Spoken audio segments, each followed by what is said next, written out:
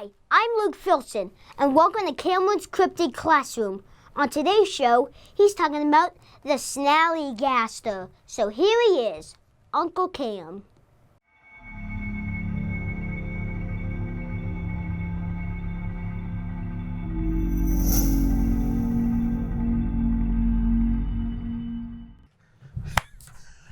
What's going on, y'all? And thank you so much for tuning in. Is that what you call it on YouTube? Tuning in, clicking on, viewing the very first episode of Cameron's Cryptid Classroom. First and foremost, big shout out to Lil Phizzy, my hype guy. That was Mr. Lil Phizzy. He did an amazing job of hyping up this whole thing, and he loves the idea of the Snallygaster as much as I do. So, without further ado, let's jump into this. Then we'll get to some things around the end. We'll discuss what's going on. But first and foremost, we have to cover the Snallygaster. For those of you that have listened to the podcast for quite some time now, we've been doing it almost 8 years. 7.5, I think is what it's been. Yeah, this year will be 8 years. You have heard me maybe on other podcasts talk about this. I know you've heard it on ours. My favorite Bigfoot story that we've ever done comes from a fellow named Gary Christensen, and it was basically, this whole story is based on a hoax. The entire Bigfoot story, my favorite one, is a hoax, which is the reason that I chose the Snallygaster for my very first episode to cover. I feel personally the Snallygaster was nothing more than a ploy or a hoax and a way to sell newspapers at the time. That's at least what I feel. So that being said, I'm going to get into it and then let you make up your own mind after this whole thing's over with. You may agree, you may disagree.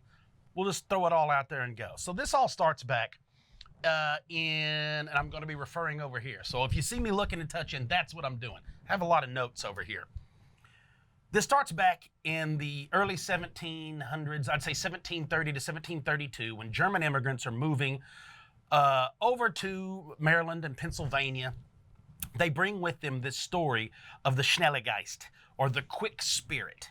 They believe that this thing, and they don't really describe it, it doesn't seem like a dragon. They more describe it like, if you say a quick spirit, it seems like it could be a banshee, it could be some kind of haunting. I mean, we don't really know.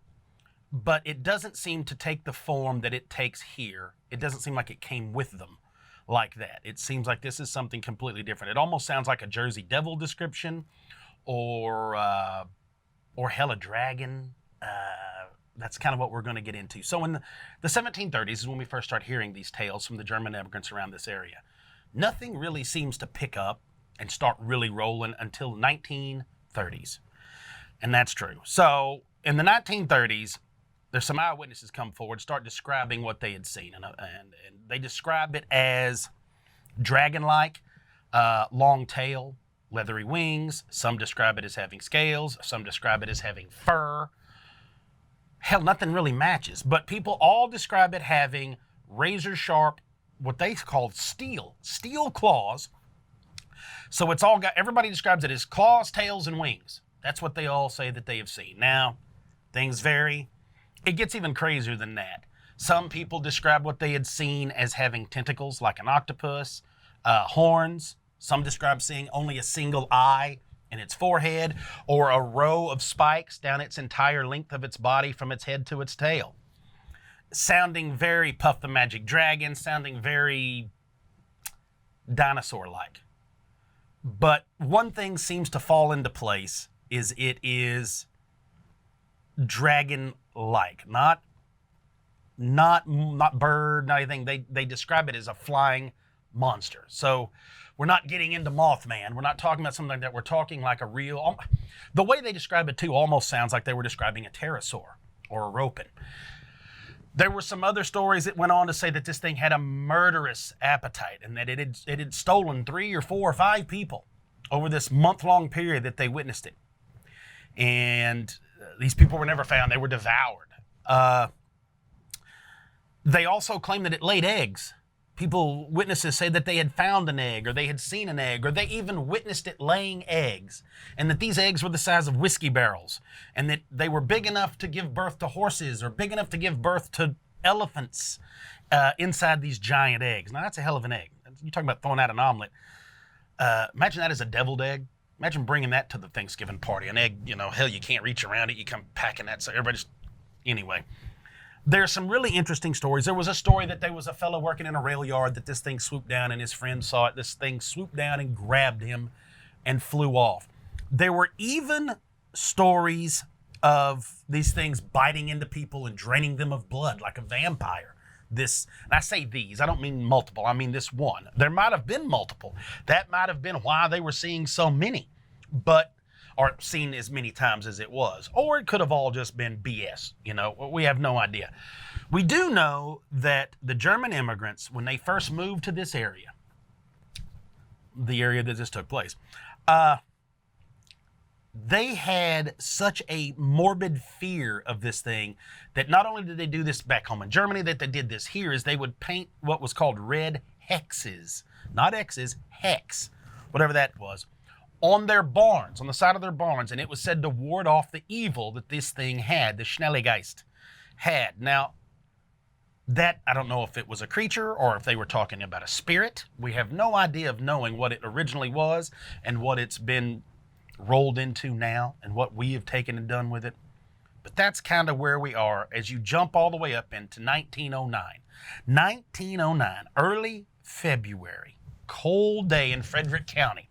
This comes from the local newspaper, the Middletown Valley Register. Now, these sightings lasted for about a month. The very first person they claimed to see it was a fellow named James Harding. And he said he's one of the men that reported seeing a single eye on its forehead and that this thing made screeching sounds that he said sounded like a train and a tiger all in one, which if I could mix that sound, that would be awesome. There was a man named Bill Gifferson, and Bill Gifferson was the fella that they reported was drained of blood by this creature. They had found him in a field not far from where he was working, maybe 100 yards or off, laying down there, drained. His friends that were working with him that day had gone to look for him. There he is, sucked dry, right? That's how this works. They had even described it as we're seeing wings, we're seeing a long tail on this thing, and yes, it flies, right? So this goes on, like I said, this goes on for a month. It keeps rolling through. They're talking about one man, and I don't really know how this whole thing fit in, but he had a kiln. Now, some people said some stories said it was a brick-fired kiln. Some people said it was a brick-making kiln. But either way, he had a giant fire-breathing kiln that he was using. And his story was he had gotten back, I don't know if it was on his place or if it was at his place of work, but let's assume it was on his place. He had gotten to the kiln, and he said when he got there, and it had been running all night and had the fire going, that this creature was behind it at the exhaust ports, drying or warming its wings and itself. That it was like you've seen people cup smoke. That this thing was rolling its wings across the giant vents, drying them or drawing it into it. We don't really know. Hell, maybe it was re-energizing itself. I mean, hell, who knows? This guy freaks out when he sees it, squalls like a panther, takes off. This creature lifts up and flies away, which is still something crazy. They had found another, or allegedly people had seen an egg in between the mountains where they thought this thing lived, the mountains of Gaplin and Burkittsville. In this valley, they thought this creature lived because it had been seen crossing from hill to hill, mountain to mountain, right through there, staying in this little valley area. And they had said, people had claimed they had found eggs back over here. This is the opinion, like I said, where it gets to where you think it is a hoax, but then something happened. And that thing that happened was a Smithsonian Institute got involved. And the Smithsonian decided that they wanted it and that they were going to offer money. So in 1909, the Smithsonian said, hey, if you kill this thing or you can bring this thing to us, whatever it is, we're going to give you $100,000 for your troubles. I have no idea. I didn't look it up. I have no clue what $100,000 is actually worth in 1909. But I'm sure it's a hell of a lot more than $100,000 now. So it's life-changing, not just for the person that had done it, but that person's entire family. So I'm sure that got people's interest piqued. There is also a story of Theodore Roosevelt, that the president allegedly had we know he was a hunter, but he had a a safari planned in Africa to go hunt. Was going to be gone for a month or better. And the story goes that he decided to cancel the safari or postpone it, push it back a few weeks, and that he was going to head down to Maryland. He wanted to hunt the Snallygaster himself, and he wanted to kill it. He wanted to have it mounted by taxidermists, and then he wanted to have it on display in Washington. That's where he wanted to keep this, where people could come see it. And I'm sure as an homage to him being a great hunter, he wanted to harvest the Snallygaster. I mean, hell, who wouldn't want to kill a Snallygaster, right? Who knows what they taste like? So this whole thing went on, and the story goes to that he was going to donate it to the Smithsonian and they could display it and all of these things. So if it's true and the Smithsonian really got involved, and we know there's been some shady stuff going on with them, but if they really got involved, it's one of two things. Either they knew it was a hoax and knew they never had to pay for it and they just kind of maybe helped bump that up. Maybe they got a kickback. Who knows with the thing there. Or maybe they really were interested. And maybe, just maybe, they thought there was some validity to it. It doesn't stop there, though. This goes on, like I said, the whole month. Now you jump into still 1909, middle to late March of 1909. It's gone. The last known sighting of the Snallygaster in 1909 was the first couple of weeks of March, barely over a month, by a person there in, near Emmitsburg. These three men were working right outside of a railroad station, like a rail yard. And the story goes that this thing came down, started attacking them. They fought this thing. I guess they were throwing rocks, swinging sticks, doing whatever they could. They alleged that they had had a conflict with this creature for almost an hour before it left. And then it finally, after the battle ensued, and I don't know, I can't find anywhere that it says that maybe it killed them, maybe it didn't kill anybody. No idea why. I have no idea why it would fight them, but it fought them. This goes by, it flies away, it's the last anybody sees it. The whole story goes silent. Nothing happens. Early March 1909, last sighting. That's it. That's the life and times of the Snallygaster. But it's not. 23 years later, this is weird, right? 23 years later, in the middle of November 1932, there is a fella by the name of Charles Maine. And they write, is an ice cream entrepreneur. So Charles sells a lot of ice cream. Boy, you got to sell a lot of ice cream to be an entrepreneur of ice cream. The story says that he was returning to Middletown, that he had left Frederick early one morning, was driving into Middletown, and he glanced out the window. I'm assuming he's doing all this in a car or a truck or a panel wagon, whatever he's doing.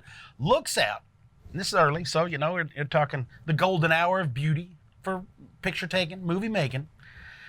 He said there is a winged beast flying no more than 25 foot above a field, maybe a few hundred yards from him, that he can see as it moves right along this area. What he reports isn't quite the same as what was originally reported. Its size is different. It's much smaller. He said the wingspan couldn't be more than 12 or 14 foot. That's all it was. He said what is strange, though, is what he saw was tentacles. He said that he saw what looked like streamers coming off of this thing. And he even drew a picture. He drew multiple pictures of it, of what he thought the Snallygaster was and where these tentacles were. And then people started speculating at the time, thinking, well, maybe this thing had flown to the ocean and just grabbed an octopus, was eating on it. We don't know what it is. But what's strange is the size has shrunk. So, was this a hoax? Or was this simply an offspring of the original Snallygaster? Maybe it was injured. Maybe this is one of its eggs. Maybe it goes back, sets on the eggs. When the eggs finally hatch, the gestation period is a very long time. The Snallygaster dies, the babies feed on it, and then boom, that's it. We got another one. Who knows? I know this is a lot of speculation, but hell, that's what you're here for, right? So, like I said, nothing really crazy goes down. He sees it. There's a few other people see it. There is a name that pops up that I can't help but love, but there is a name of a fellow named John Barleycorn, right? And I think of John Redcorn from King of the Hill. John Barleycorn was a moonshiner. He had a big barn and a workshop, and he had a moonshine still outside of it. Well, around this time, the revenue men were looking, and the revenue men were named Charles Cushwa and George Danforth. And those two revenuers were trying to find Mr. Barleycorn's little still. The story goes that one of the revenuer men heard something, looked up while they were out in the woods trying to make their way over to the workshop, and they saw this thing fly over the top. Quickly pass over them. They could hear it, the swooshing sound of something large pass over. They see it, and it's heading in the direction they're heading. They make their way to Mr. Barleycorn's workshop, and they find the still. And in the still, by the time they get there, they found the corpse of the Snallygaster. Seems he had drank himself to death. That he flew down, landed in an open vat 2,500-gallon tank. I guess it's supposed to be a mash tun. I don't know. I'm not a moonshiner, but I guess that's what it is. It was cooking. I'm not sure there was alcohol in it. It's very vague. You're talking, with the time that we're talking by the time now, almost 100 years ago. So this creature is laying there dead in this vat, allegedly. And the revenuer men are seeing this, and they're there to destroy the still. So what do? Do they go contact the Smithsonian? Do they say, hey, do you still want it? We've got one. That 100 grand still up? They don't do that. Do they cut off its head? They don't do that. Do they bring any part of it? Take pictures? They have a camera? Is there anybody? They go get people? They drag it out of the vat? They get help? Whatever they do? No. They don't do any of that. Story goes that these two men somehow rounded up 500 pounds of dynamite, packed it around this still, packed it underneath and all around the animal, grabbed the big T-handle. Bingo. Snallygaster. Everywhere, right? I pictured like the whole thing on the video of them blowing up a whale. I forgot what kind of whale it was. They thought they'd just blow it up and get it out of the beach, and it just makes a hell of a mess. That's what I picture. So the story goes that these two men blew up the Snallygaster. That's it. It blew up John Barleycorn's barn. The whole workshop blew to pieces. 500 pounds of dynamite's a little bit much, right? But anyhow, that's where the story ends. That's the story of the Snallygaster. It appears, it disappears, it comes back, and it's blown to pieces, drinks itself to death, and dies. And that's how the Snallygaster got its start, got its finish. Now, there are a few tales after this. And when I mean few, I mean scant. And they don't really seem to work the way the Snallygaster tale really worked with this. There's other flying humanoid reports. There's things where people have reported animals completely missing. Livestock, like one cow, gone. Nobody's seen it. Odds and ends of things. Maybe they hear something crazy. They might see, but they don't really. And you have to imagine too, back then I'm sure it was very few people in those areas. It was very rural. And then now, I mean, like we've always said, you would think you would see it. So that is the tale of the Snallygaster. That is the Cliff Notes version without, like I said, digging in too deep. Now, what I want to talk about real quick is this part. This Cameron's Cryptid Classroom. I'm going to try to release a show every week. We're going to cover it. I don't know how many episodes the first season will be. I may do 10 or 12. I'm going to round up some more fringe ones. I don't know if I'm going to be in studio. I don't know if I'm going to be in the field. I don't know where I'm going to record these, but we're going to record these, and this is what I want to do. Just something quick, something to give y'all, something fun to talk about. Throw it in the comments what you think. What you think the Snallygaster is. Would you have blown it up? Would you have, who knows? But the reason, like I said, I touched on it is because it feels more like it was a way to sell newspapers. There's plenty of places you can find about it. You can read about it, books about it, excerpts about it. There's all kinds of stuff that you can see. So do your own research. Find out what you think about the Snallygaster. Again, thank y'all so very much for being part of the podcast, for being part of this YouTube channel, for joining along with the fun. I hope to bring you a little more entertainment, give you something else to listen and watch. And I hope you really enjoy it. I enjoy doing this, and I enjoy y'all letting me come do this. I enjoy you spending 15, 20, 30 minutes, whatever it is, with me. And us and the whole show.